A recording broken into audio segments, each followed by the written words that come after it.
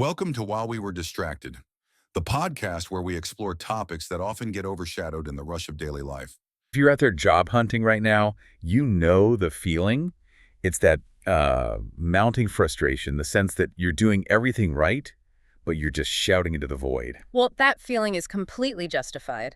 And our whole mission for this deep dive is to prove one thing. You're not bad at job hunting. The system itself is broken. It's structurally broken. We're here to talk about ghost jobs. You know, those phantom postings that just float around forever but never ever lead to a real hire. We're going to pull back the curtain on this massive illusion in the job market. We have some shocking data, and more importantly, we want to give you a real roadmap, a way to stop wasting your energy and your confidence on jobs that just don't exist. Okay, so let's start with the big number. The one stat you really need to get your head around. What is it? 1 in 3 job postings. That's 30%. They are ghosts. They never result in a hire. 1 in 3. So when analysts at My Perfect Resume dug into the Bureau of Labor Statistics data, they found this huge gap. Take June of 2025. Employers listed 7.4 million job openings, Okay, sounds great. but they only made 5.2 million hires Wait, so the math on that's 2.2 million jobs that were advertised. that just weren't real. They were completely unavailable that month. Think of all the hours, the cover letters, the hope that went into applying for those black holes. This isn't just a small blip. This is a flaw in the It's a system. permanent flaw. So to really understand how we got to this point, we need to look back a little bit. For about a decade after the Great Recession, the labor market was, well, it was predictable. It was rational, yeah. The number of jobs that companies posted and the number of people they actually hired stayed pretty close together. And then what happened? Well, around 2021, everything changed. That was the big structural shift. Job openings just exploded. They shot up to over 11 million. But the number of actual hires? It couldn't keep up. It just kind of hovered around 6 or 7 million. And that's where the phantom gap really opened up. So why? I mean, why would companies suddenly start posting millions of jobs that they knew they couldn't or, wouldn't fill? What was going on? The sources all point to the same thing, the Great Resignation. There's this widespread panic about talent scarcity. Right. Everyone was quitting. Exactly. Yeah. So companies went into overdrive. They started posting for jobs they needed right now, but also for jobs they might need in the future, for people they thought might quit. So speculative hiring. Purely speculative. They were building what they called evergreen positions to create these talent pipelines, basically trying to hoard resumes before their competitors could. Okay, so they overcompensated for all the chaos in the market. They absolutely did. And the real problem is the market never snapped back. The number of openings has come down a bit from that 11 million peak, but the rate of ghost jobs, The percentage. that percentage gap has stayed stubbornly high. It's been stuck between 28 and 32% for years now. So it's not a temporary thing anymore. It's just how the job market works now. And that's the illusion. The labor market looks incredibly strong on paper. You see millions of openings and think there's so much opportunity. But for you, the job seeker, it's just a punishing cycle. It wastes your time, it stalls your career, and honestly, it destroys your confidence because you think the rejection is about you, but it's not. It's systemic. You're not fighting a lack of skill. You're fighting a broken system. A broken, inflated ledger. Okay, so knowing this is a structural problem, we need to figure out where these phantom jobs are hiding. The differences between industries are, well, they're pretty stark, especially for white-collar jobs. Oh, it's a huge dichotomy. I mean, if you're looking for a job in certain sectors, your odds of hitting a ghost job are just incredibly high. It's almost a rigged game. Let's get into the numbers.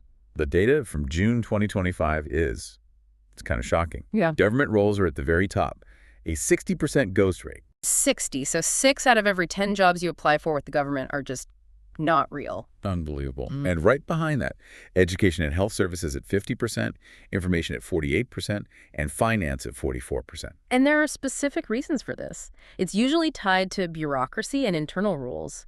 With government, for instance, agencies often have to post a job publicly for a set amount of time. Even if they already have an internal candidate picked out. Exactly. Or, and this is more common, the role is stuck waiting for budget approval that might never come. But the process says the job has to stay up. And the information sector, so tech, coming in at almost 50%.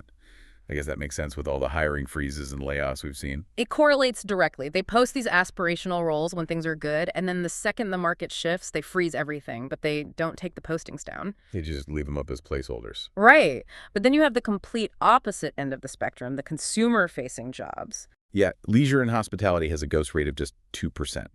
They're hiring almost everyone they post for. But the real outlier here is construction. This is maybe the most interesting data point in the whole deep dive.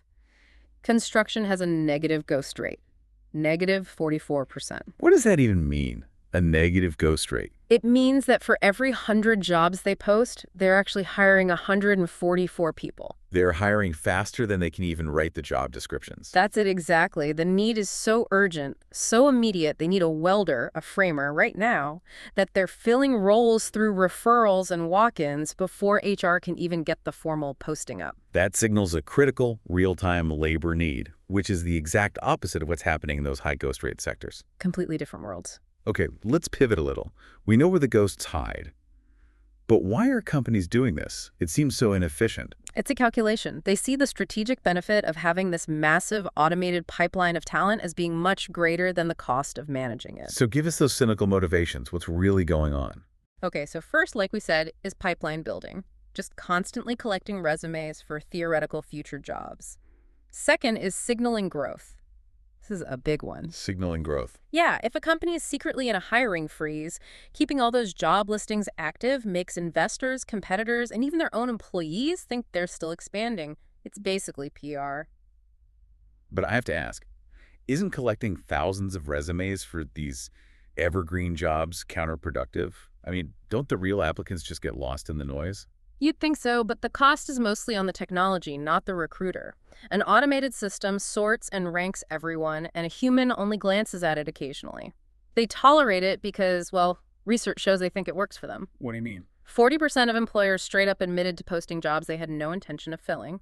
And here's the kicker.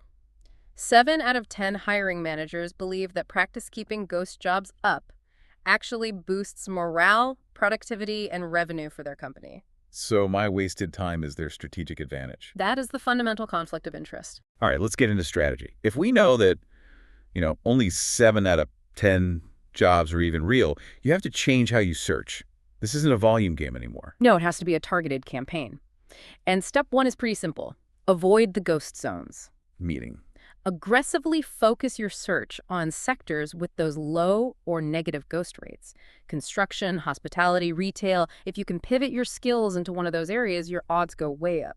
And at the same time, you treat applications to government, education, and finance as, what, like lottery tickets? Exactly. Lower priority, much higher risk. Okay, so the next big step is red flag detection. You have to go into every job posting, assuming it's fake until you can prove it's real. What are the warning signs? The posting date. This is probably the easiest one. Any job that's been up for more than 30 days is a huge red flag. Because if it were urgent, they would filled it by now. Of course. You should focus all your energy on roles posted in the last week, maybe 5 business days, and watch out for jobs that get taken down and then immediately relisted. That's just a company trying to get a fresh batch of resumes for their pipeline. And the job description itself has to be a huge tell. A huge tell. You have to look for specifics versus generics. If the responsibilities sound like they were copied out of a textbook, that's a red flag. If there are no details about the team, no salary range. Ah, the missing salary range. Always a bad sign. The biggest red flag. A real urgent post will often name the hiring manager, list specific projects, and have detailed requirements. It reflects a real chair that needs to be filled tomorrow. If it sounds like a theoretical dream job, it probably is. And where you apply is critical, too. You're saying get off the big job boards. You have to. Those huge aggregators are just full of stale, ghosted posts that companies forgot to take down months ago. Go directly to the company's career page. That's where the listings are most up to date. But the real power move, the way to beat the system, is to just bypass it completely. This is how you take back control. Networking. Referrals. When you get a referral, you're usually connecting directly with a hiring manager about a real job they need to fill right now. And a lot of those jobs are never even posted publicly in the first place. A huge percentage of them. They're filled internally or through networks before they ever hit a job board. So how can you use networking to verify if a company's for real? Use LinkedIn as an investigative tool, not just a search bar. Look for signs of active hiring. Is the company posting about growth? Are recruiters on there saying things like, my team is expanding, or excited to welcome our new hire. You're looking for proof of life. You're looking for proof of life. If you see them celebrating new hires, that's a real signal. Use informational interviews to ask about a team's active priorities. That will tell you what they actually need, not what's sitting dormant on their careers page. All this frustration, all this wasted time, it's finally getting some attention from lawmakers. This is becoming a legislative issue. That's right. The problem got so big that advocacy groups started pushing for real accountability, and that led to lawmakers introducing the truth in Job Advertising and Accountability Act. The TJAA? Yep, the TJAA back in 2025. The whole goal is to restore some basic integrity to the process. So it would require that public listings have to reflect jobs that are actually open right now. Right. It would effectively end the whole evergreen listing practice that's just used to inflate talent pools. So what are the specific rules in the bill? What would actually change? Well, there are a few really powerful ones. First, time-bound postings. Employers would be legally required to take a listing down once it's filled or canceled. No more indefinite posts cluttering up the internet. That alone would clean up the job boards overnight. Instantly. Second, transparency about hiring outcomes. Companies would have to report how many people applied, how many were interviewed, and who was hired for each role. So they couldn't just accept thousands of applications for a job they never planned to fill. It would make them think twice about cheap data harvesting, yeah. What about protections for you, the applicant? The bill includes data protection rules for sure, but the biggest change would be operational. The Department of Labor would track every legitimate job posting with a unique ID, and it's huge for your sanity. Employers would have to notify you within 3 business days once a job has officially closed. 3 days. That is massive. No more waiting 6 weeks for an answer that never comes. You'd get closure and could move on. And finally, there's enforcement. The Department of Labor and the FTC would oversee it, but crucially, the bill proposes giving individual job seekers the right to take legal action against a company for posting a deceptive ad. Wow. So even though the law isn't passed yet, just understanding what's in it gives you a benchmark for what an honest hiring process should actually look like. And what you should demand. So after all this, what's the big takeaway for you right now? Ghost jobs are not going away. They are a structural part of the market, and they're wasting about 1/3 of your effort. But just knowing that, it changes everything. It turns your job hunt from frustrating guesswork into a strategic campaign. This broken system is not a reflection of your talent. It's not about your qualifications. Not at all. Reclaim your time.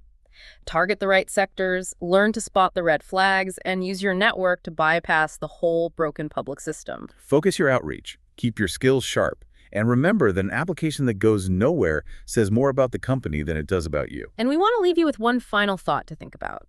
We learned that 40% of employers admitted to posting jobs with no intention of filling them, and that 7 out of 10 hiring managers believe this deception actually benefits their company's bottom line. Right, so there's an incentive for them to be dishonest. A powerful incentive. So the question is, even if new laws are passed, how will you navigate this fundamental conflict of interest, where a company benefits from wasting your time? What does this tell you about how essential it is to maintain a personal referral-based network in an economy that seems to reward corporate opacity? Don't forget to like and subscribe for the next episode on While We Were Distracted.